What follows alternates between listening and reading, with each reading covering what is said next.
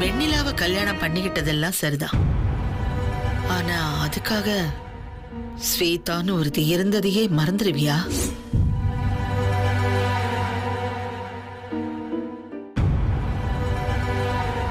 அது இல்ல சித்தி, எனக்கு புரியல.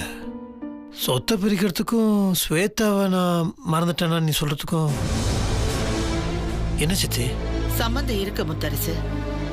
தம்பி தங்கச்சிகளுக்கு நீ சொத்தை பிரிச்சு கொடுக்க நினைக்கிறது ரொம்ப நல்ல விஷயம். பெருந்தன்மையான மனசு உனக்கு. அவங்களும் சந்தோஷமா வாங்கிக்க தான் போறாங்க, வேணா நான் சொல்ல போறாங்க. ஆனா ஒரே ஒரு விஷயத்துக்கு மட்டும் நீ எனக்கு பதில் சொல்லு.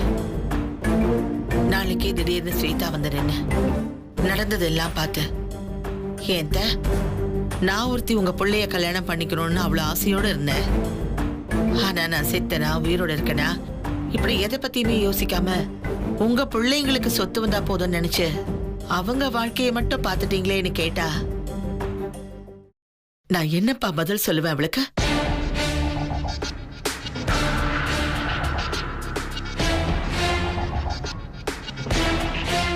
அப்படி ஒரு கேள்வி மட்டும் அவ என்ன கேட்டுட்டா,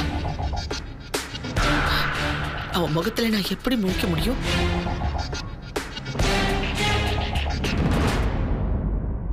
கொஞ்ச நாளைக்கு முன்னாடி நீ மனசொடிஞ்சு போயிருந்த போது ஸ்வேதாவை உனக்கு எப்படியாவது கல்யாணம் பண்ணி உன்னை நல்லபடியா வாழ வைக்கணும்னு நினைச்சுதான் அவளை இங்க வர வச்சேன். உனக்கும் அவளை பிடிச்சு போச்சு. அதுக்கும் மேல ஸ்வேதா உன் மேல உயிரிய வச்சிருந்தா. ஆனா எத்தனையோ தடவை ஏற்பாடு பண்ணியும் கல்யாணம் அத்தனை தடவையும் நின்னுதான்ப்பா போச்சு. கடைசி நிமிஷம் வரைக்கும் உன் கையால தாலி கட்டிக்கணுங்கிற குடுப்பனை அவளுக்கு வரவே இல்லை. ஆனா இப்ப கல்யாணம் பேசுறப்போ இந்த ஊரே அவளை எதிர்த்து நின்னுச்சு. அண்ணாமலை, வெண்ணிலா, ஏன் பிள்ளைங்க உன் பொண்ணுன்னு எல்லாரும் கல்யாணம் நடந்துடக்கூடாதுன்னு போராட்டம் நடத்தினாங்க. ஏகப்பட்ட சதி வேலையும் பண்ணாங்க.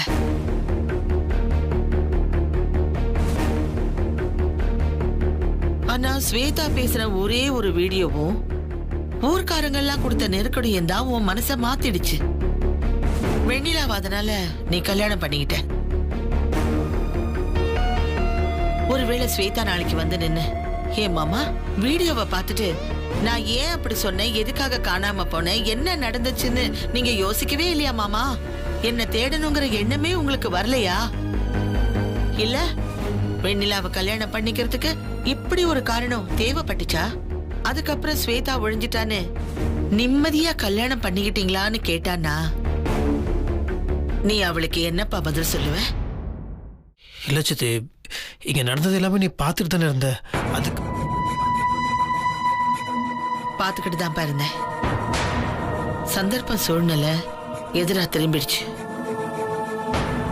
அதத்தான் நான் சொல்ல வரேன். ஊர்க்காரங்களுக்கு பயந்துகிட்ட 9 மணி முகூர்த்தத்தை 4:30 மணி முகூர்த்தமா ஸ்வேதா கடைசி நிமிஷத்துல மாத்தினா. ஏன்? அப்படியாவது உன் கையால தாலி ஏறட்டும்னு மனப்பூர்வமா நம்பித்தான் அத பண்ணா. அப்ப கூட அவ ஆசைப்பட்டது நடக்கல.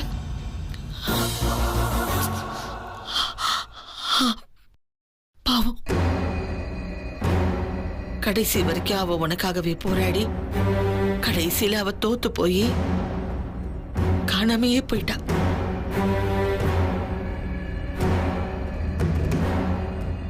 இப்ப வரைக்கும் அவ எங்க இருக்கா, என்ன ஆனா, ஏதாச்சு எந்த விஷயமும் தெரியல.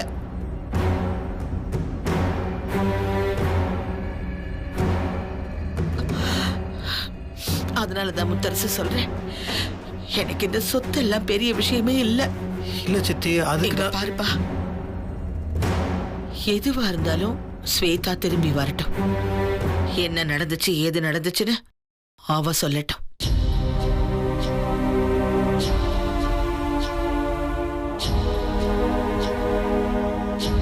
எப்படி பார்த்தாலும் வெண்ணிலாவை நீ கல்யாணம் பண்ணிக்கிட்டதை இனிமே மாத்த முடியாது. ஆனா ஸ்வேதாவுக்கு ஒரு நியாயம் கிடைக்கணும். ஸ்வேதா மனசுக்குள்ள இருந்து அவ சந்தோஷமா இருக்கேன்னு சொல்லணும். அவளுக்கு அந்த மாதிரி ஒரு வாழ்க்கையை அமைச்சு கொடுக்கற வரைக்கும் எனக்கு இந்த சொத்தை பிரிக்கிறதுல உடன்பாடு இல்லப்பா. அப்படி ஒரு வாழ்க்கை அவளுக்கு அமைஞ்சு அவ சந்தோஷமா இருந்தா அதுக்கப்புறம் சொத்தை பிரிச்சுக்கலாம். நீ உன் தம்பி தங்கச்சிங்களுக்கு கூட குறைவா கொடுத்துற போற. அதனால இத படிச்சு காமிச்சுதான் நான் சொல்லணுங்கிறது இல்ல. நீ பார்த்து என்ன செஞ்சாலும் சரிதான்.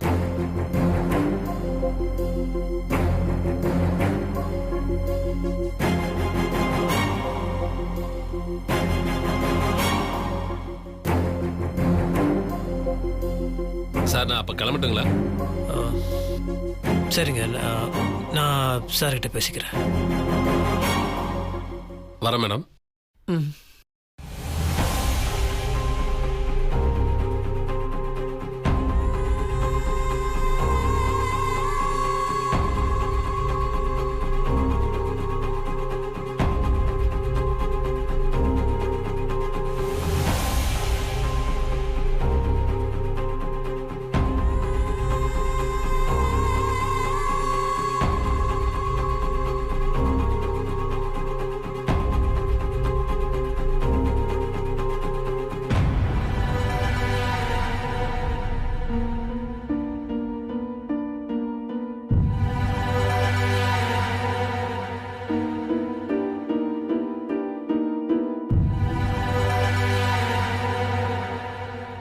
அண்ணாமலை, வெண்ணிலா, ஏன் பிள்ளைங்க உன் பொண்ணுன்னு எல்லாரும் கல்யாணம் நடந்துடக்கூடாதுன்னு போராட்டம் நடத்தினாங்க. ஏகப்பட்ட சதி வேலையும் பண்ணாங்க. ஒருவேளை ஸ்வேதா நாளைக்கு வந்து நின்னு, மாமா வீடியோவை பார்த்துட்டு நான் ஏன் அப்படி சொன்னேன், எதுக்காக காணாம போனேன், என்ன நடந்துச்சுன்னு நீங்க யோசிக்கவே இல்லையா மாமா? என்ன தேடணுங்கிற எண்ணமே உங்களுக்கு வரலையா? இல்ல வெண்ணிலாவை கல்யாணம் பண்ணிக்கிறதுக்கு இப்படி ஒரு காரணம் தேவைப்பட்டுச்சா? அதுக்கப்புறம் ஸ்வேதா ஒழிஞ்சிட்டான்னு நிம்மதியா கல்யாணம் பண்ணிக்கிட்டீங்களான்னு கேட்டானா நீ அவளுக்கு என்னப்பா பதில் சொல்லுவ?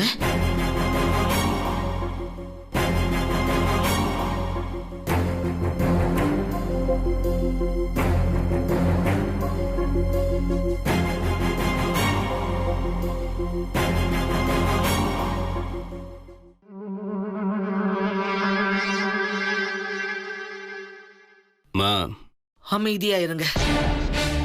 எனக்கு இன்னும் உடம்புல ஆத்திரம் தனிய மாட்டேங்குது.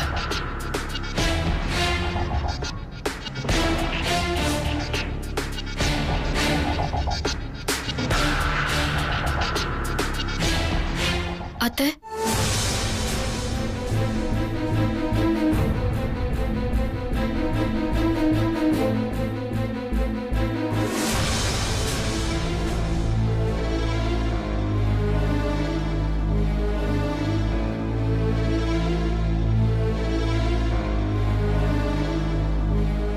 என்ன விஷயம்?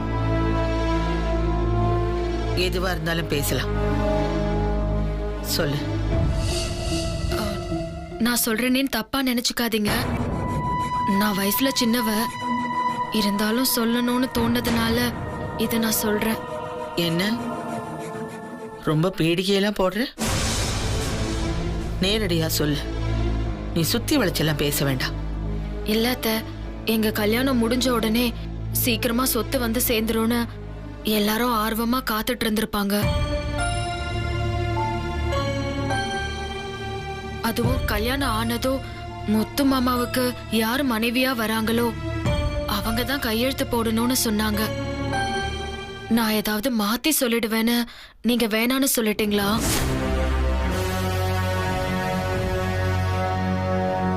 நான் வேணா இப்ப கூட கையெழுத்து போட்டு கொடுக்கறாத்த. நீங்க எத்தனை கையெழுத்து எங்க போட சொன்னாலும் போடுறேன்.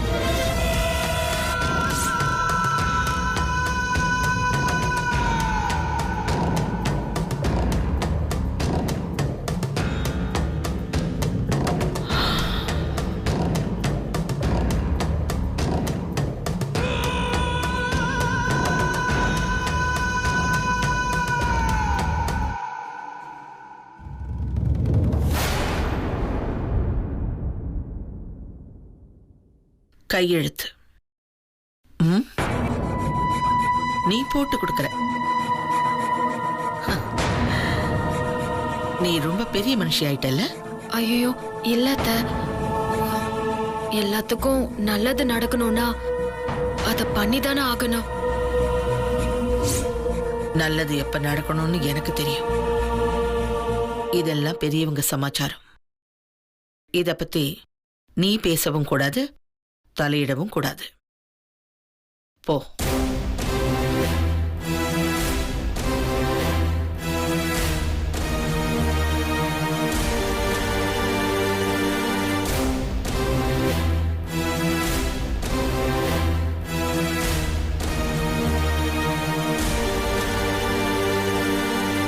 நான் தான் போன்னு சொல்றேன்ல.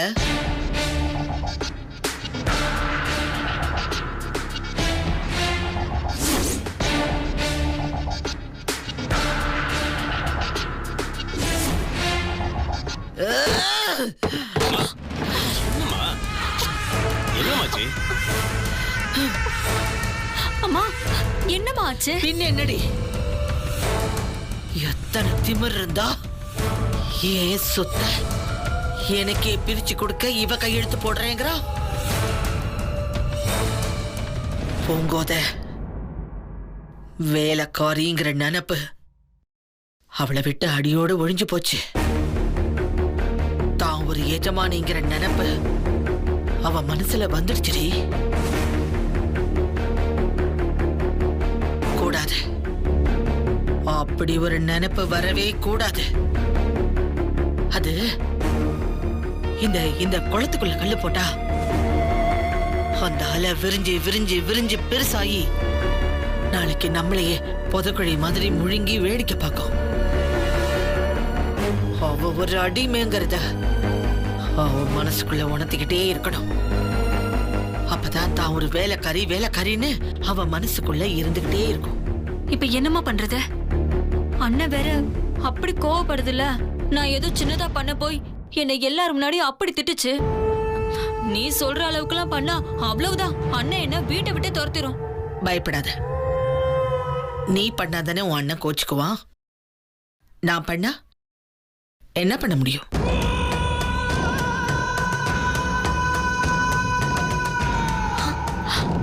மா, முத்தரசனோட பொறுமை என்னன்னு எனக்கு தெரியும். அந்த பொறுமையோட எல்லா வரைக்கும் போயிட்டு போயிட்டு நான் திரும்ப வருவேன். அந்த விளையாட்டை எப்படி நடத்தணும்னு எனக்கு நல்லாவே தெரியும். நான் பாத்துக்கிறேன். இனிமே நான் ஆடுற ஆட்டத்துல அந்த வெண்ணிலா சிக்கி தவிக்க போறா. வெண்ணிலான்னு சொல்லிட்டல்ல, அந்த வேலைக்காரி மாத்திக்கங்க.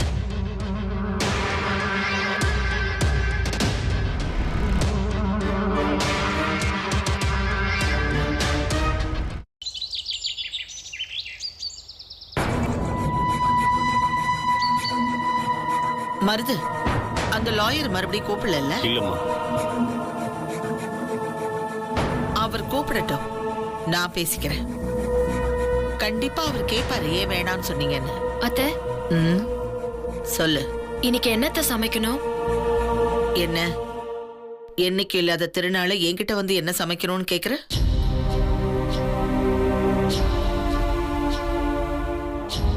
என்ன விஷயம்? ஆமா, எங்க உன் புருஷன்? முத்துமாமா இப்பதான் சாப்பிட்டு மேல ஏதோ எடுக்கணும்னு போயிருக்காரு. இப்ப கிளம்பிடுவார் அத்தை. உன் புருஷன் ஏதாவது இப்படி எல்லாம் உன் அத்தை கிட்ட கேளு, அதனால அத்தை சந்தோஷப்படுவாங்கன்னு உனக்கு சொல்லி கொடுத்தானா? இல்ல அத்தை, முத்துமாமா சித்திய நல்லா பாத்துக்கணும்னு சொன்னாரு, அவ்வளவுதான். நானாதான் வந்து கேட்டேன்.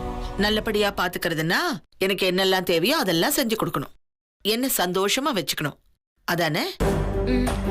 ஆமா அத்தை. அப்படியா?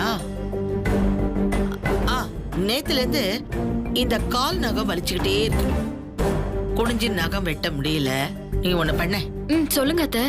இந்த வலிச்சுக்கிட்டு இருக்கிற நகத்தை பார்த்து கரெக்டா அளவா வெட்டி விடுறியா?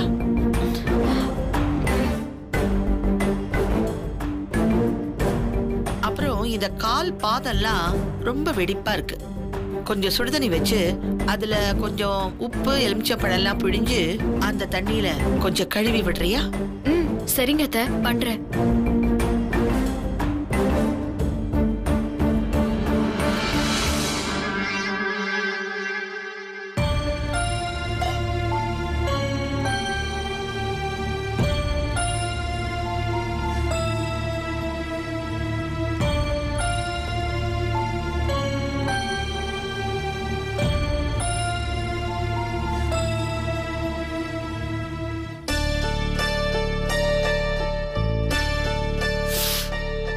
மெதுவா. ஆ.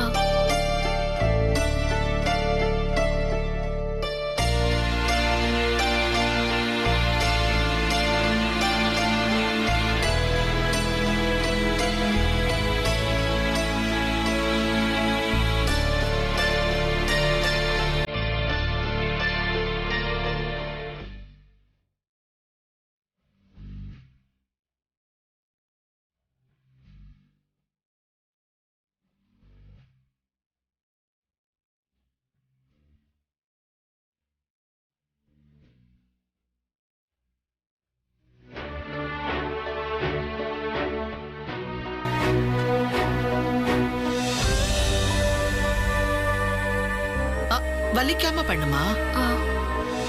கார்த்தி, அம்மாவை பாரு. சொன்ன நான் வெட்டி விட்டுருக்க மாட்டேனா? வேணும்னே வெண்ணிலாண்டியா அவமானப்படுத்துறாங்க. இரு என்னதான் நடக்குதுன்னு பாப்போம்.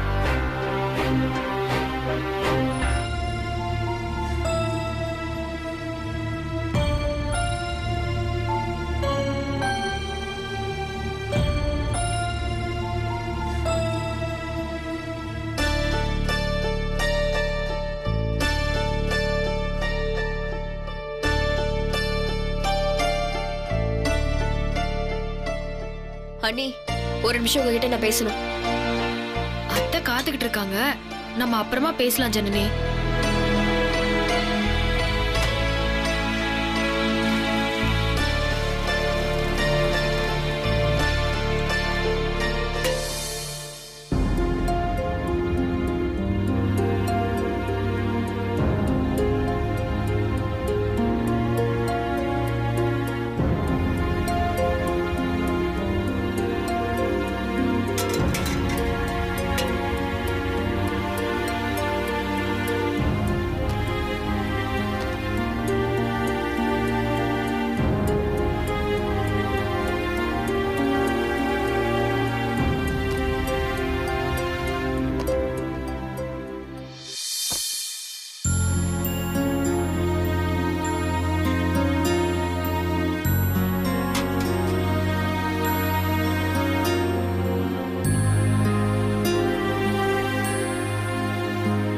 சூடு ஜாஸ்தியா இல்லல? ஆஹா இல்ல அத்தை.